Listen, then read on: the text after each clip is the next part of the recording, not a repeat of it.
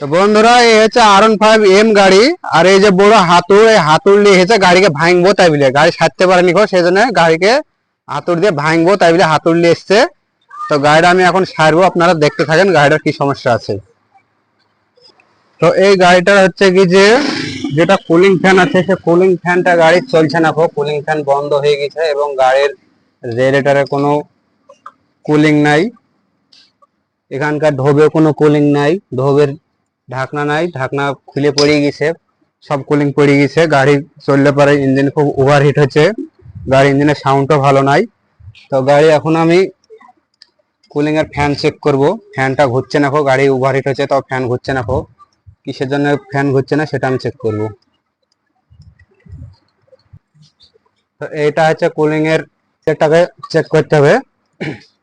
এই রিলেটাতে 4টে তার থাকবে, 4টে তারে দুটো তারে সবসময় লাইন থাকবে, এখানে 12 ভোল্ট থাকবে।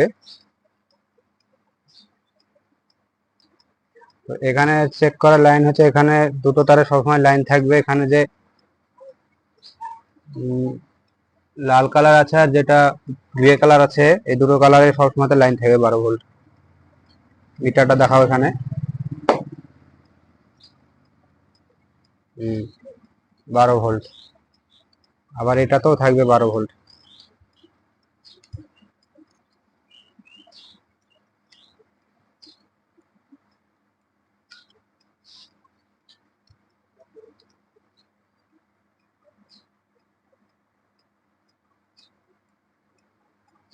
এটাতেও 12 ভোল্ট।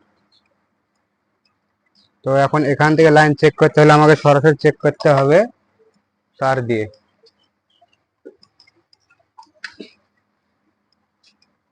এখান থেকে আমি যদি ফ্যান চেক করি, ডাইরেক্ট ফ্যানে আমি লাইন ঢোকাবো, এটার লাল তার থেকে নীল তারে অ্যাডজাস্ট করে দিলেই ডাইরেক্ট ফ্যান ঘুরতে লাগবে।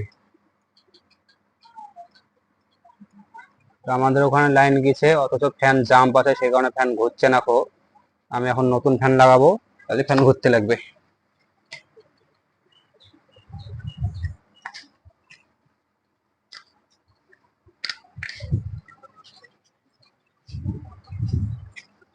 তো এটা হচ্ছে তার নতুন ফ্যান। ফ্যানের দামও আছে অনেক, ফ্যানের দাম আছে 1845 টাকা।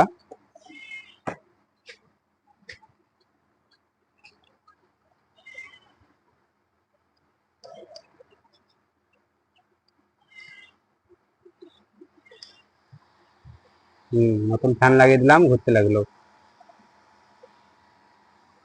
সেই লেভেলের হাওয়াও টানছে। তো এটা হচ্ছে ফ্যান চেক করার পদ্ধতি, এছাড়া কোনো পদ্ধতি নেই। আবার যদি রিলে খারাপ থাকে, এই রিলেটা খারাপ থাকে, তাও ফ্যান চলবে না।